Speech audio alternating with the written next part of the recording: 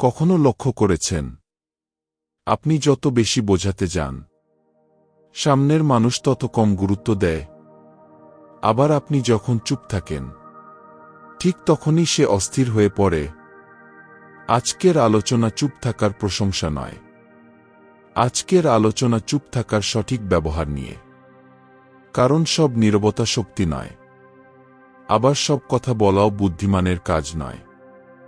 এই ভিডিও মন দিয়ে শুনুন।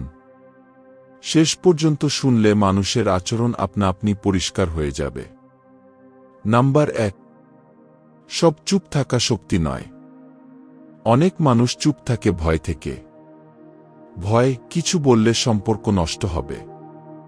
ভয়, কিছু বললে মানুষ দূরে যাবে। এই নীরবতা কাউকে শক্তিশালী করে না। এই নীরবতা মানুষকে ধীরে ধীরে দুর্বল করে দেয়। যে নীরবতা নিজের সম্মান থেকে আসে না, সেটি কখনো সম্মান তৈরি করে না।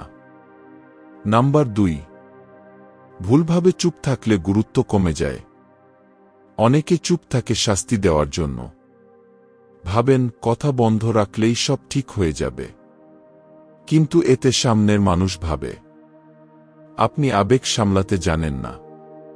সমস্যা পরিষ্কার না করে নীরব থাকা নিজের অবস্থান দুর্বল করে তোলে। নাম্বার 3, সঠিক অনুপস্থিতি কিভাবে কাজ করে।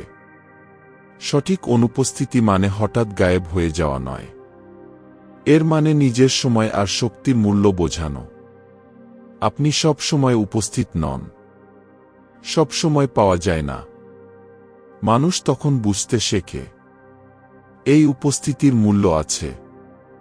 এই জায়গা থেকেই আপনার গুরুত্ব তৈরি হয়। নাম্বার 4, হারানোর ভয় কখন সত্যি হয়। অনেকে ভাবে চুপ থাকলেই হারানোর ভয় তৈরি হবে। বাস্তবতা হল, হারানোর ভয় আসে তখনই যখন আপনার উপস্থিতির গুরুত্ব আগে থেকেই থাকে। যার নিজের জীবন আছে, নিজের লক্ষ্য আছে, নিজের ব্যস্ততা আছে, তার অনুপস্থিতি মানুষ অনুভব করে। নাম্বার 5, সীমা জানানো নীরবতার চেয়েও শক্তিশালী। সবসময় চুপ থাকা দরকার নেই। কখনো কখনো পরিষ্কার কথা বলা জরুরি। যেমন, এই আচরণ আমার কাছে গ্রহণযোগ্য নয়। এরপরে আর ব্যাখ্যা নয়, অনুরোধ নয়, ভিক্ষা নয়। যে মানুষ নিজের সীমা জানে, তার নীরবতা আপনা আপনি ভারী হয়ে ওঠে। নাম্বার 6, বেশি বোঝানো মানেই নিজের নিয়ন্ত্রণ হারানো। যখন আপনি বারবার বোঝাতে যান, কেন কষ্ট পেয়েছেন, কেন বিরক্ত হয়েছেন, তখন আপনি নিজের অবস্থান দুর্বল করেন। যে মানুষ আপনাকে গুরুত্ব দেয়, সে অল্প কথাতেই বুঝে নেয়। আর যে বুঝতে চায় না, তার কাছে শত কথা বলেও লাভ হয় না। নাম্বার 7, নীরবতা তখনই সবচেয়ে শক্তিশালী হয়। নীরবতা তখনই শক্তি হয় যখন আপনি নিজের জীবনে মন দেন। নিজের উন্নতি, নিজের সম্মান, নিজের সীমা, এই জায়গাগুলো পরিষ্কার হলে আপনার না বলাও কথা হয়ে যায়। মানুষ তখন ভাবতে শুরু করে, এই মানুষ সহজ নয়, এই মানুষ হারানোর মতো। শেষ কথা, চুপ থাকা কোনো কৌশল নয়। নিজের সম্মান বেছে নেওয়াই আসল কৌশল।